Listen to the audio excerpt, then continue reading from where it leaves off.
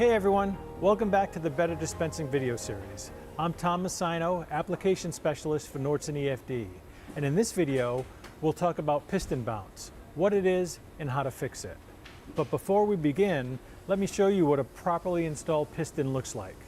As you can see, the bottom dome of the piston is completely submerged in the fluid. This is what you want it to look like. As the syringe barrel empties, the piston should always be resting directly on top of the fluid. And here's what you don't want it to look like. Piston bounce is what happens when air gets trapped below the piston, causing it to separate from the fluid. This can cause oozing and drooling that leads to rejects, rework, and slower production. The top 4 causes of piston bounce are an improperly inserted piston, air bubbles entrapped in your fluid, frozen fluid that's not thawed properly, and high-speed micro dispensing of thick pastes. Let's start with how to install a piston. When you top fill a syringe, you need to manually insert the piston. As you're pushing down, you might feel some resistance or back pressure. This is due to the air trapped below the piston. If you don't push past this pressure, you'll get piston bounce. The easiest way to fix this is to lightly squeeze the sides of the syringe and then push down until the bottom of the piston gets submerged into the fluid. And when it comes to bottom filling, EFD's white smooth flow piston is ideal because of its precision molded channels and fine wiper surface that allow air bubbles to rise and escape, leaving you with an air-free syringe. We can even pre-install the pistons for you. Now let's talk about air bubbles. One of the most common causes of piston bounce is air entrapped in your fluid. Even if you get your fluid pre-packaged, changes in pressure and vibration during shipping can cause air bubbles to form. These bubbles expand and contract, forming larger air pockets, which can cause piston bounce. You can fix this in one of 2 ways.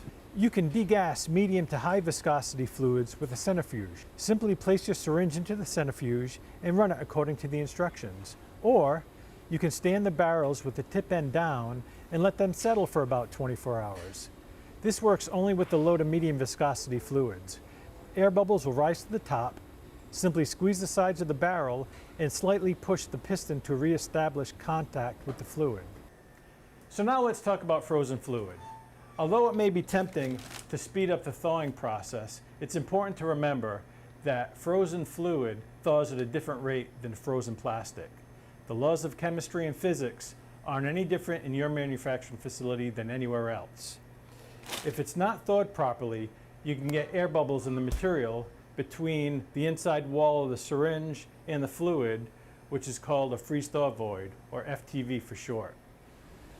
The last cause of piston bounce is high-pressure micro-dispensing of thick pastes, specifically when you're dispensing through a small tip at high cycle rates. This creates the perfect environment for piston bounce as air pushes past the wipers and forms underneath the piston. When this happens, you should specify Nordson EFD's Optimum Clear Flex piston. So to recap, there are a bunch of ways to eliminate piston bounce.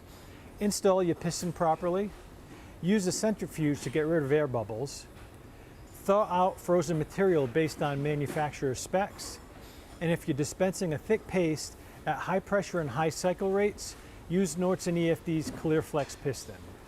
And as always, if you have any questions or need samples, contact your local EFD sales rep or visit our website. That about does it for me. I'll see you soon.